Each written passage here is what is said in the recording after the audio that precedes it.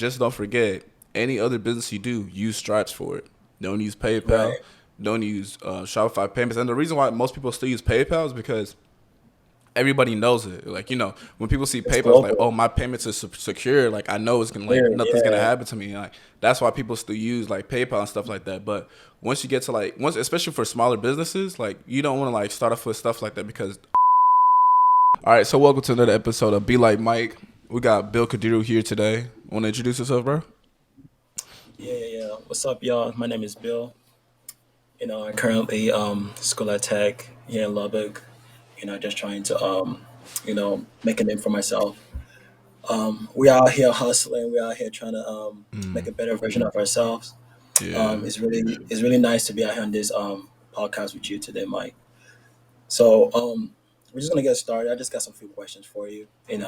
Just to grab some Yeah. perspective and how you do things. Not gonna lie, you're one of my main inspirations to do what I do today as an entrepreneur. Appreciate You you. know what I Yeah. mean?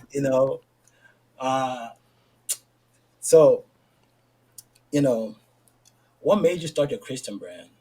Like, I really wanted to. What made you start your Christian brand? And I know recently you decided to sell it to start your own personal brand. So, what made you start your Christian brand, and why do you want to sell it and start your personal brand? Low key, well, we'll start. So I started my Christian brand, I think 2 years ago. Yeah. And the reason why I started it was I wasn't really in depth of really starting a clothing brand. I was just trying to start something that was going to make me money at the time. Right. But as it got kind of like popular and like people started knowing about it, I just said, you know what, I'm going to keep it. I'm going to keep working with it. And it became something I really liked to do at the time, like, folding clothes, having a like entrepreneur lifestyle. But then for some times it kind of got boring or repetitive.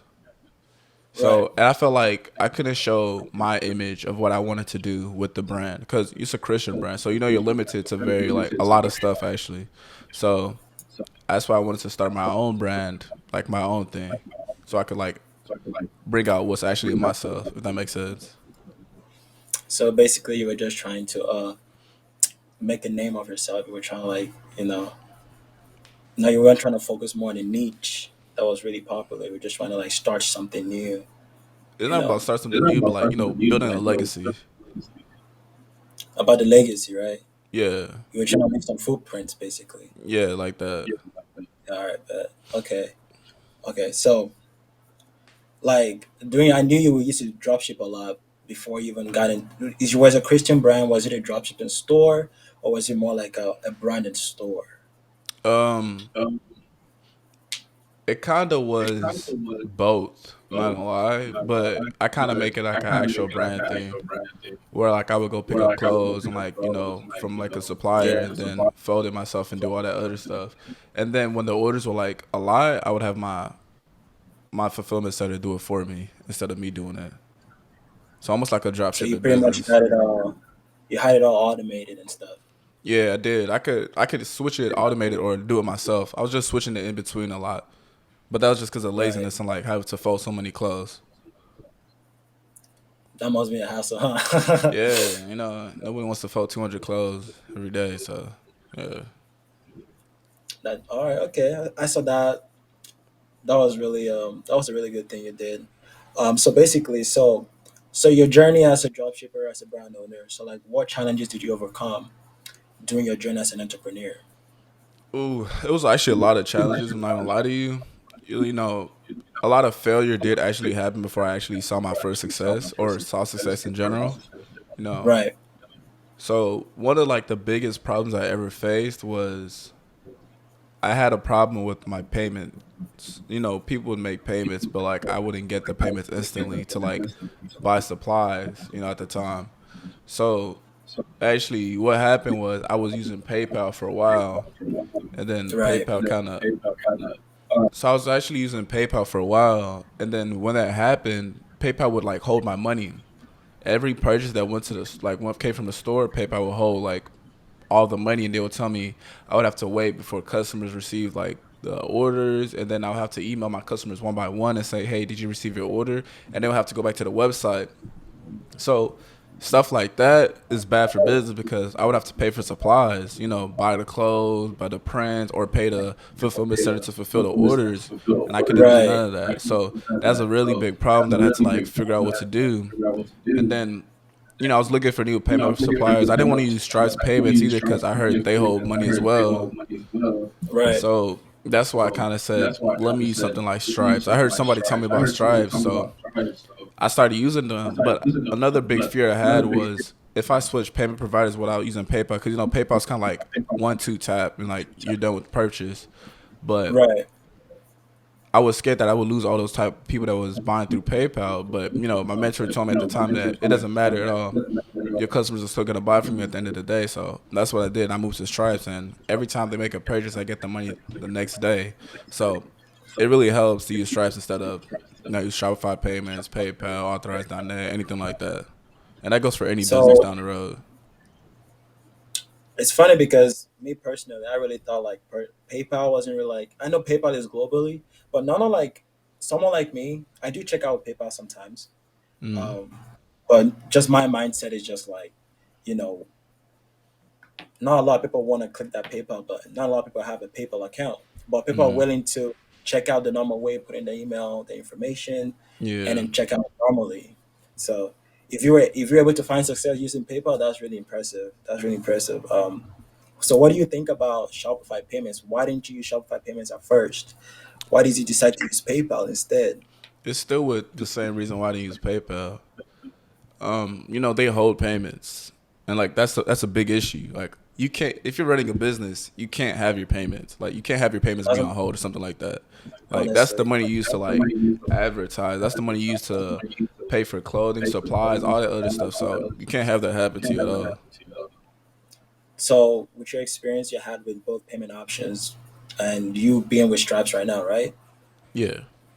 So, which payment option do you think, like, if you were to recommend your fellow entrepreneurs who are watching right now, which payment provider do you think they should use?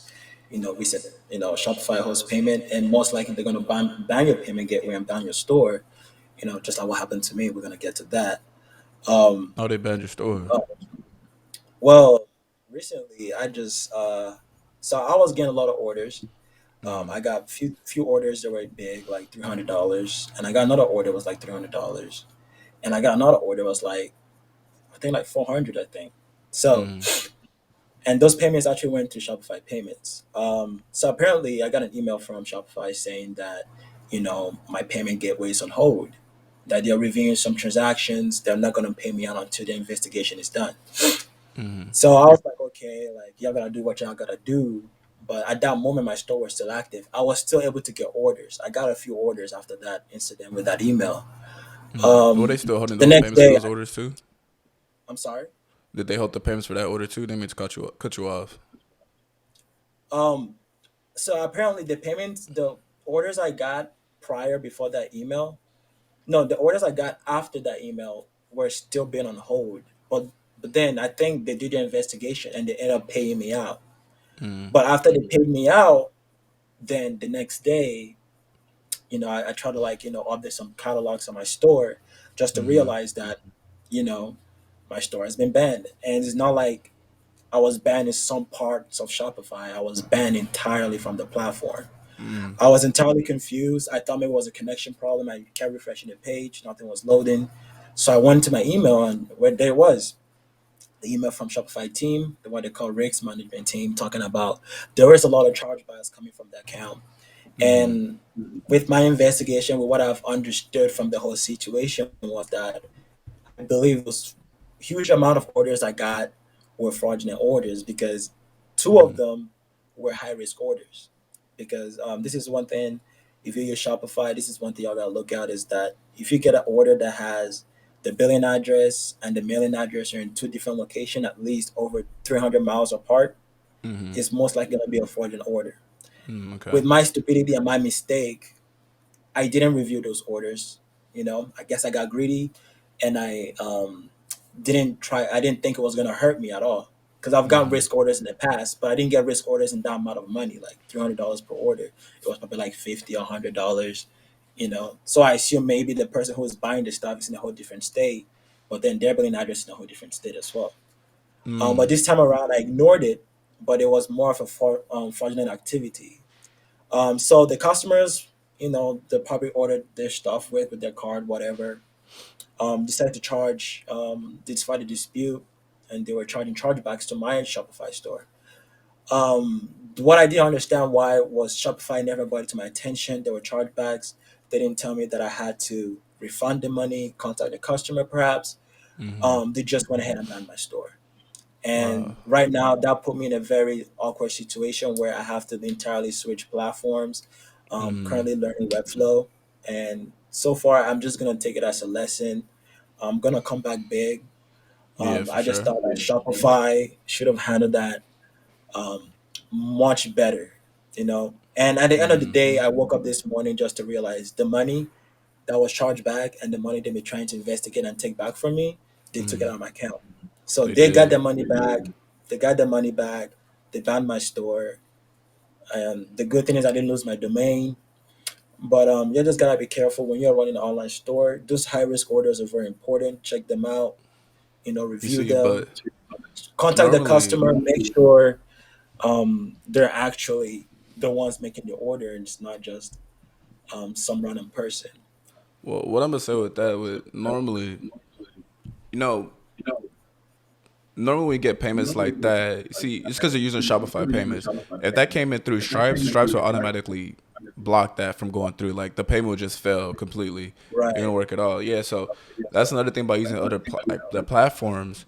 And then stuff like that happen. Like it really does happen. Like sometimes they would just hold the money because too many high risk orders are coming in, and then they'll just Right. make a decision to shut down your store for no reason at all. They won't even give you like a detailed explanation. Sometimes they'll just shut it down and you don't have anything to go off of. And like a lot of people would have problems like that and won't even know what to do anymore.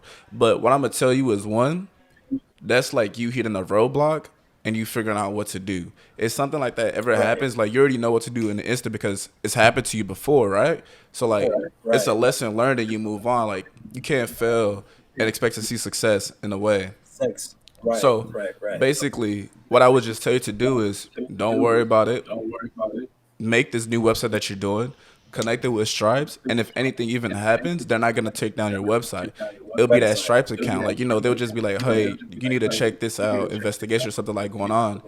And you just work based on that. So it's really good what you're doing. Like, honestly, most people once they hit a roadblock like that, they'll just be like, maybe it's not for me and just stop, because they hit one Stop. roadblock or like most roadblocks. But what you're doing is like, okay, I'm gonna live with the lesson learned.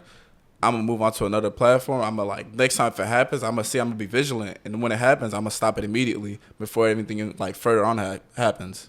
So like, Right. kudos to you, and like that's really good from what you did. Like moving on from that. Yeah. It was a very depressing situation. Yeah, Um, bro. Entrepreneur life it's is also very depressing. difficult because it's like years of work, hours of work, and everything just goes down in one click of a button from a hole. Yeah. This is something I want to recommend too. Like, if you know you have the time, the money to host your own website, definitely do that. Um, I feel like if my brand was to go big in the future, I would definitely want to have a custom hosting for my website, so that way I don't have to deal with security issues like Shopify. What do you mean by Then, security issues with Shopify? well, like their security issues, the high risk orders, the chargebacks, and then they decide to take it But that's upon that's themselves. just that's just the payment gateway. Don't be confused where like if it's Shopify actually doing it or payment gateways. Like you can connect Stripes to your Shopify account because I've never had any issues with like payment Yeah, gateways or like anything like that. Because I don't use the Stripes thing. I just disconnect that. I disconnect my PayPal method as well, and I just connect my Stripes to it. I've made multiple Shopify accounts and never got banned on any of it. And that's just because I don't take my payment methods through what they provide for me. I outsource and like use something else to get my third party. payments in. Yeah, Yeah, right. that's what you should do. Like even like further on with anything you do at all, like I would tell you to use Stripes, not even use PayPal at all, because no matter the money that comes in, they might hold your money and say, oh, like fraudulent, or they might say something. They'll just say something along the line saying that, oh, we need to hold your money and wait till the customer gets their product or receives their item Product. Yeah, that they bought. So that's why I say like, don't even like Don't even like really worry about it. Like just move on. Like lesson learned. But just don't forget any other business you do, use Stripes for it. Don't use PayPal. Right. Don't use Shopify payments. And the reason why most people still use PayPal is because everybody knows it. Like when people see It's PayPal, it's like, oh, global. my payments are secure. Like I know it's gonna like Clear. nothing's gonna Yeah. happen to me. Like that's why people still use like PayPal and stuff like that. But once you get to like once, especially for smaller businesses, like you don't want to like start off with stuff like that because all the money that comes in is like those money are like they're needed for the business to like grow because like you're investing back into your business if that makes sense. Right. So yeah, just don't worry That's about it. Like okay. just move on with that. Yeah. Yeah, I got this. I got this. Okay, to conclude, I just want to like start off by saying like, with your present self. So 5 years from now, what do you think your future self will compliment you on? So, just think about it as, your future self 5 years from now, where do you think you will be? Do you So think you'll be the same, getting up there, or just going below what you're expecting Shaw right now? well, for me, honestly, the way I think and like how I want to see myself in a few years, like there's no way I'm gonna be below or where I'm at. Like I want to keep growing, changing, and in fact, I don't Right. even mind if I'm doing a business and it keeps failing. If it keeps failing, because like I keep telling you, no business will ever succeed without failure. There has to be Yeah. multiple failures to happen because those are lessons that you learn. And also, that's what you call experience. When people have Right. experience in something, like that's how you know like they're really good at it because they already had like multiple experience with that business. So stuff like that is what makes you grow as a person. So if you're praying or something like saying, "Oh, I don't want to see any failures in this business," well, it's gonna be hard because the first time you see a failure, you're not gonna know what to do and you're gonna want to quit. You see, Right. You're that's gonna what draw builds back. character. Yeah, it builds character and everything like that. So you shouldn't even like worry about anything like that. So for me, in 5 years, like I expect to see myself like as a I'm not gonna lie to you, multi-million dollar, billion dollar like entrepreneur. Like I Yeah, want to be that's like set that's myself really yes, up that's the there. vision. Yeah, so That's that's the the vision. ultimate goal. Well, not the ultimate goal, but But you that know, is the goal. yeah, it's the goal to That's the get up goal. there. Yeah. I mean, yeah. I mean, think about it. You know, just look back 5 years from now, and look back 5 years to the present, and now 5 years to the future. You've been growing. It's been a journey. Exactly. You see, It's been last year I wasn't exponential. here. Exactly. Exactly. Life So is a roller I coaster. definitely believe that, maybe not five, maybe 10, perhaps, maybe sooner, but I definitely see everyone, around you growing bigger because, like you said, the experiences, the failures is what builds character and makes you a better businessman, And because also, without failures, we don't know what to do. it's true. And also, don't ever forget, I like mean, without failures, without you gotta failures, everybody perfect your could do it and make craft. it. You gotta Yeah. perfect your craft in one way or another. Like that's the time you're So, investing into it. failure is not really failure. You Failure said is a what? lesson. Failure is not really failure. Nah, it's not. But see, when It's I say not. failure, like I call it first attempt at learning. You know, like throughout Okay. my life, I'm not gonna lie to you. I failed multiple grades in my schools. Like I felt the fifth grade, the ninth grade, and I felt the what was it, the sixth grade. Yeah, so I failed three times while I was going to school. And most of the time, people just laugh at you once you fail because that's what they see, but they don't know what it's building inside me. That's building character, resilience, stuff That like is that. That's what true. it builds. So when you fail, like if you keep looking at it like, oh, I failed, and like there's nothing else I can do now because you failed. That's bad. You got to keep pushing and striving for like what you really want, and that's how you actually see success. That is good. That is good. Yeah, I failed one class my whole entire lifetime. That was sixth grade. I'm pretty sure, yes, sixth grade. I don't know what I was doing, but I failed that grade. But after that, I told myself that I'm not gonna fail anymore. I took things See, serious, and since then, I'm not saying that failure is not gonna come. It is gonna come, but that first failure made me realize that even though you fail, you can still get back on your feet and do what you want to do. exactly. Procrastination is your biggest enemy That's because true. thinking about you would do it tomorrow, you do it the next day. Like my store got down. I could say I'll do it next year, but I went Exactly. back to You my could have feet put the in next work. day. Exactly. Stand back up if you fall We gotta down. stand back up. We gotta stand back up. We gotta push it. you know. So yeah. So is there any questions you want to ask me? Um, wait. Oh, you should also talk about how you want to market your business. Like, how would I market if I was in your place?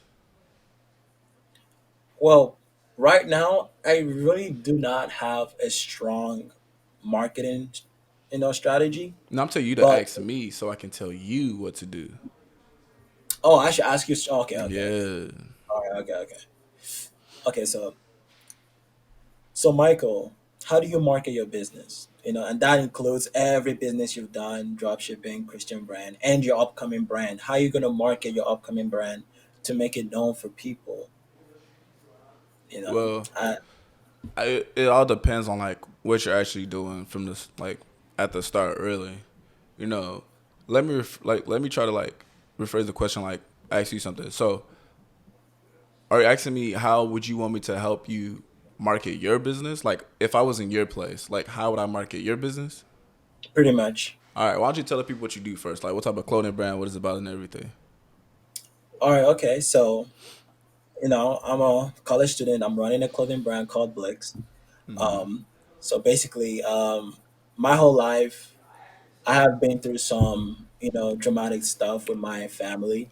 Um, I was sent back to my country for some, some behaviors that were very inappropriate. So since then, I decided like you said, failures build resilience. It builds character. So with that kind of failure I had and losing trust with my parents, I kind of built this very positive character in myself. I hardly get angry with people. I'm always happy and I'm always positive, and I'm always doing things, to make other people happy. So I try to come up with a name that kind of relates and builds around that character. And that's when I come up with the name Blix. And Blix is actually a Swedish name that means joy and cheer. So after rocking that username for a few years, I decided to build a brand out of it. I wanted to, share that positivity, that joy with other people by people wearing that brand. And that's when I came along to build my clothing brand called Blix. And I did start with a rough start. I started out blindfolded, not knowing what to do. I thought I'd just go on Shopify and make a store, put a template, and just put products in there. Didn't really know there was just more into it than just putting products on a store. You For gotta sure. come up with a platform, a foundation. This was a big mistake I was making until I decided to start listening to people, because that was the biggest problem I had. Was I didn't want to listen to anybody. I thought I was doing it right, but then I wasn't seeing results. I wasn't getting orders. My first order was from a friend that was just trying to help. That was my first ever order. For a year went by. I wasn't getting that many orders. Maybe like once in a blue moon I get an order. Um, but then when I finally decided to get a mentor, listen to people, ask questions, get feedback on what to do, I realized I was doing the whole thing wrong. I didn't have a foundation built up. I didn't brand it well. I had colors everywhere. I decided to restart. I decided to get a breather, get a closure, and just restart. I rebranded my whole brand, and this time I had a foundation laid out, I had a motor laid out, and I had the message laid out. So now, when I tell people about Blix, they could tell what I'm trying to say. Um, in the meantime, I did run a bit of Facebook ads in the past, but majority of my sales still come from TikTok and organic SEO search. Just organic search from Google and just from TikTok. TikTok is a really good platform to grow your business, especially since it's one of the biggest platforms to grow faster at. So yeah, that's how I market my products right now. It's just mainly TikTok. And then I think in the future, as time goes by, because I really believe my biggest fear was I didn't know if Webflow supported Facebook Pixel to run Facebook ads. When I looked at it, it turned out it did. So when I get my website done, I'm trying to make it as custom as possible, trying to make it as unique, and trying to make it to portray the message I'm trying to send out. I'm gonna go back to running Facebook ads as well as combinating that with some TikToks and running some other ads as well. But at the Okay. meantime, I think I'm just gonna focus on making TikToks, posting reels, and just running Facebook ads. And that's how I market my product. Okay. So if I was in your shoes, for the first thing I would do, like you said, I like how you said foundation. You know, if you make a house, like if you're building anything, really, you don't lay out the foundation properly, the house is gonna crumble. At the end of the day, nothing's gonna help it. So that Right. foundation is really, really important. So what I would advise you to do, first of all, is to get like a board, anything that you could write your goals and like what you want from your stores. And I would do it like from I'll do daily goals, monthly goals, daily, weekly, monthly, and yearly goals. So, if you miss your daily goal, then you can't hit your weekly goals, correct? And if you don't meet Right. your weekly, you can't meet your monthly or It's yearly. a See, then monthly. everything crumbles. But like if So you have that strong foundation, then everything will like work with it. So what I would tell you is like get that board, do that first, and after that, what you want to do, you said TikTok is working for you already. So one, if it's working, don't stop it. right. So you want to keep doing that exactly. So if your TikTok or like they're doing good and they're bringing you sales, like you want to like at least promote a little bit on your TikTok as well. Like you can like run ads on your TikTok as well, especially if you Right. haven't seen any like sales or anything from Facebook. Like you keep doing with the TikTok, and then after like when your name gets out there more, then you can start running some Facebook ads with it. And like another thing that's really hard to try to run advertisements on like personal products. The only reason why I said that is because people don't know what it is, and like it's not niche down, if that makes sense. I was doing Right. Christian, so like I can target Christians actually. But Right. when you make your own brand, you call it your own thing. People don't know what it is, and they don't know what it stands for. So who would you necessarily target? Normally nobody Exactly. really. So it's hard to like build that stuff up. But if you got that TikTok going, you're seeing like real like growth from that, I would keep doing that. And then you want to keep posting on your Instagram so people know that you're active with it. Go to like clothing shows or fashion shows, stuff like that to like get your Right. name out Yes. there, your brand Yes. out there so more people know who you are. So that's what I would do. And another thing that I heard that you said that I really like, you said that you want to check if Facebook connect like sorry. You said you want to see if WordPress connects with Facebook, correct? Webflow. Webflow. Webflow connected with Yeah. Facebook. So what you did, so like that's a good thing, right? That data is what you really need. A lot of people run ads without data, but you need that data in order to see like what's working or what's not working. And once you get Right. that data, they can really like niche down more and know who you're targeting correctly.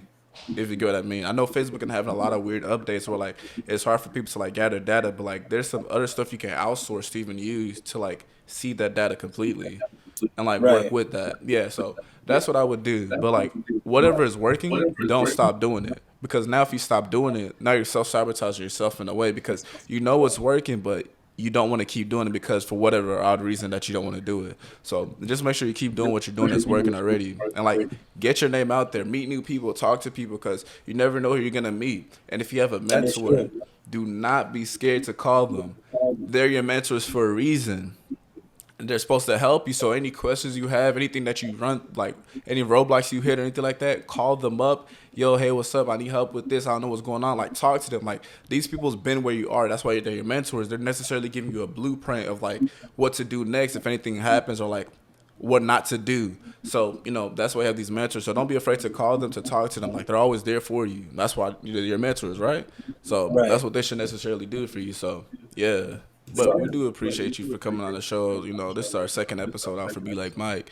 And we want to encourage other people who have questions or anything to like come on the show to like ask questions like, business advice, anything Y'all could that you give me a really help, shout out. especially with marketing. Y'all could give me a Say nice it. shout out. Yeah, for sure. And like don't forget to like, subscribe, leave a comment below. Also, you want to give out your information about your website? Yeah. Yeah. Okay. Yeah. Y'all could go ahead and just check out my brand. I'm sure by the time this video is up, my website will be almost done. So it's shopblx.com, and that's where you're gonna see all the products I sell. Y'all can follow me on Instagram at Blix Merch. Y'all can follow me on TikTok at Blix_merch. Yeah, Twitter, Blix_merch. And yeah, that's it. That's and we'll it. be Y'all sure can to find me leave there. everything in the description And as well yeah, for your don't forget to website. follow my personal Instagram too. It's gonna be at Bill Kaduro 360, and that's about it. All right, Yeah, no appreciate problem. y'all. All All right, right. appreciate you guys. Yeah.